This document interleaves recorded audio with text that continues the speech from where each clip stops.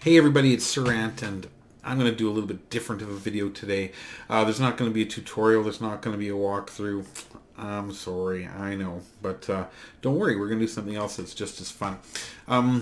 If you've watched any of my videos before, or you kind of look around behind me, you'll notice that I do like to have toys, musical toys. My house is filled with them.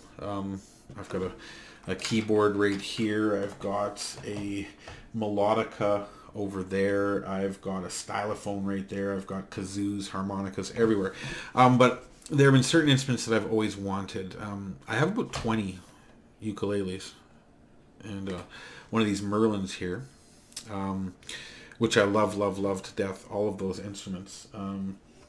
But there are a couple that I've always wanted. I always wanted a banjo ukulele, but they're so damn expensive that actually, if you look over here, I made one. There's a series of videos that kind of shows what I did there.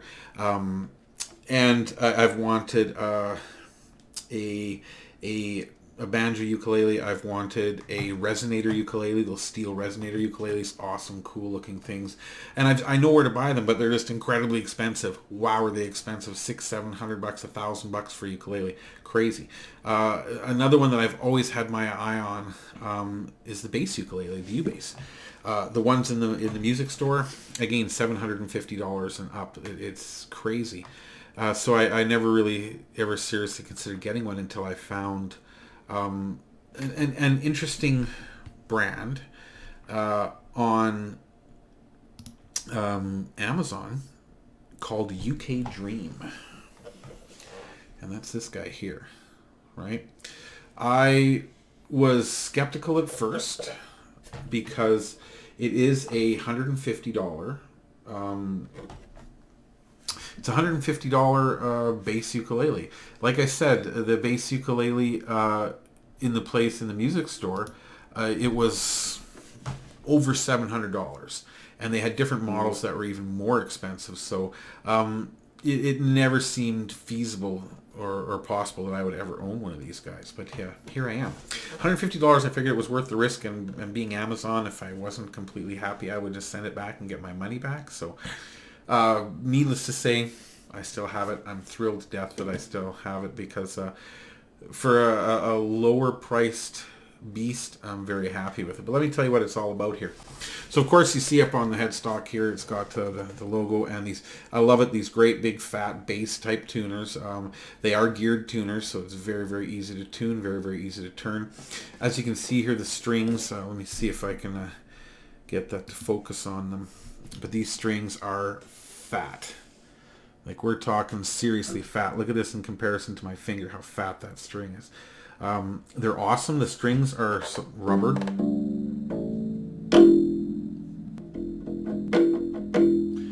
Right? Love them. They have a great tone. It's been a couple weeks now, I've finally got them so that they're just about ready to stay in tune. One little secret with these rubber strings though, if you find you're turning your tuning head and you're turning and turning and turning and turning and turning and turning, and it's not, so the machine head, it's not doing anything, like it doesn't seem like it's changing the tone very much, do this. I'll turn this sideways here. Because these are rubber in a plastic, I'm assuming this is a plastic nut, it sticks, right? It will stick. So I found when I was having a hard time, didn't seem to be getting any tighter. I went up here and I just plucked the string up and out of that groove, and it went boink, and it literally jumped up. And then all of a sudden, whoa, there we go. Now it was getting closer to tune. So it was actually sticking on the groove. It doesn't do that anymore. I think I've run it back and forth across there enough times that it seems to tune better. But yeah, the A string here, it's the one I've had to tune the most. Everything else seems to be pretty smooth now. Speaking of smooth, they are rubber strings. So for the first couple of weeks, like I said, that I was using, I did find it a little bit awkward sometimes because it must have just been that they were so new. The finish on them, I found them sticky. Now I don't find that at all. I actually find them quite comfortable. I've read of other people having a little tub of talcum powder or some kind of powder, baby powder, next to where they're playing, so they can kind of dip their fingers in it and then get rocking, which I'm sure would be fine too. But I'm not having much of a problem with the rubber strings. I'm liking them. The only issue I did notice right off the bat, and it's not really an issue, it's just something you have to get used to doing, is I found the top two lower strings to be less forgiving when it came to vibrations when your finger was slightly off the correct position on the fret, like that. So, I mean, it's at first it took me a while to learn the size of the frets. Luckily, I come from a ukulele background. Coming from a full bass, this might be difficult for you at first, because yeah, if you miss it at all, it's going to really buzz and vibrate. But once you get the right positioning, it's not so bad. The two lower strings, the high strings,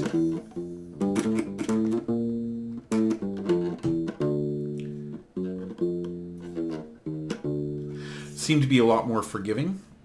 But again, until you learn that positioning, it's going to buzz a bit. But look, it's been a couple weeks in. I'm starting to get used to it. I'm starting to have a lot more fun. On to the rest of it. It is an acoustic. I can't remember what the wood is. It's your standard rosewood bridge fretboard, sorry. And I believe, if I'm not mistaken, it said that it was it wasn't mahogany, it was maple or something. I don't know. I can't remember what it is, but I think it looks really quite nice. It does have a nice screw-in access panel at the back here, which another one of my electric ukuleles doesn't have, and it makes it a serious bitch if you got to get in there to work on the electrics. But that's taken care of here. I've not opened it up to take a look inside what's in there. It is electric as well, of course. And then here, another nice little feature. Let me see if I can get that focused in on a bit here. There we go. So here we have the little preamp. It's not a big deal. It's got a bass control, a treble control, a volume control up here, and a chromatic tuner. The tuner is fantastic. It works really well. I'm very happy to have it in there because I don't have to use my clip-on anymore. And yeah, I find that it really tunes it perfectly every time. It's really easy to access the tuner. You just click the little button. There we go. You click the little button and there it is. All right, let's see. Boy, I'm not good at this.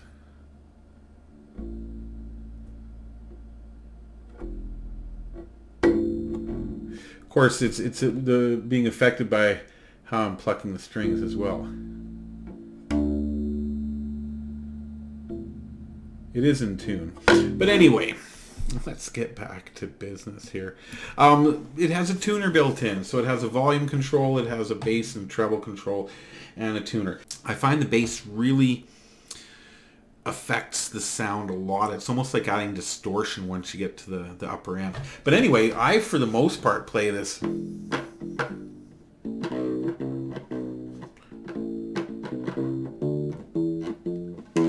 Just play it right here like this.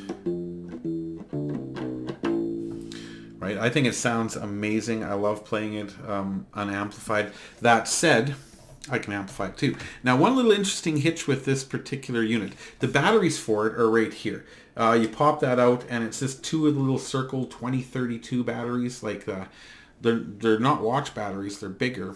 They've got them in lots of different devices. You can get them everywhere. 2032s anyway. The device does not come with them though. You've got to get them in advance so that you can start rocking out when you get it. Though being acoustic, you can rock out even without the amplifier. But one interesting little feature, when you first plug in your cable, it's going to go directly to the tuner. So you plug it into your amp. Wondering why you're not hearing anything? It's because it's not actually sending a signal. You have to, every time, physically click the button and take it out of tuner mode. And then, once you turn up the volume, you should have an amplified bass guitar. Let's see.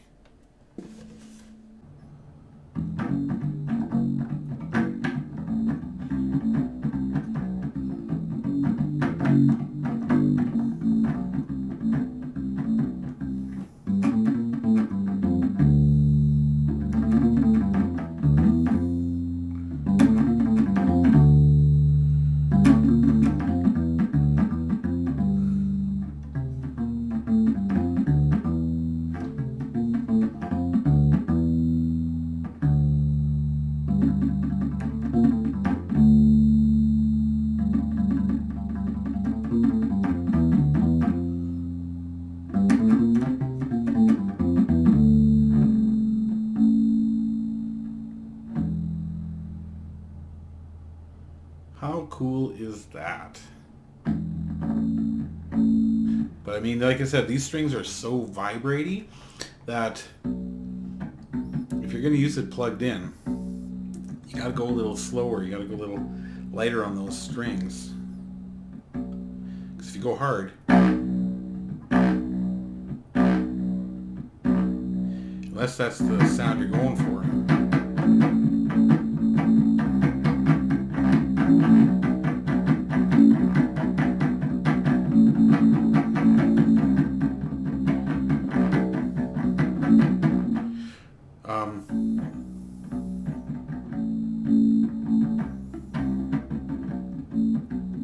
Either way, it's so much fun.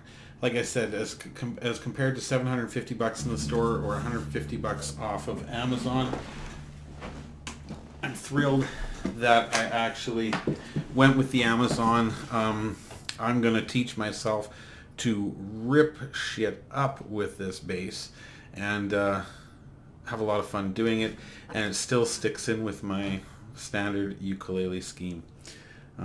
Yeah. So there you go. There's a little demo of this amazing little $150, cheaper in America. That's $150 Canadian, by the way.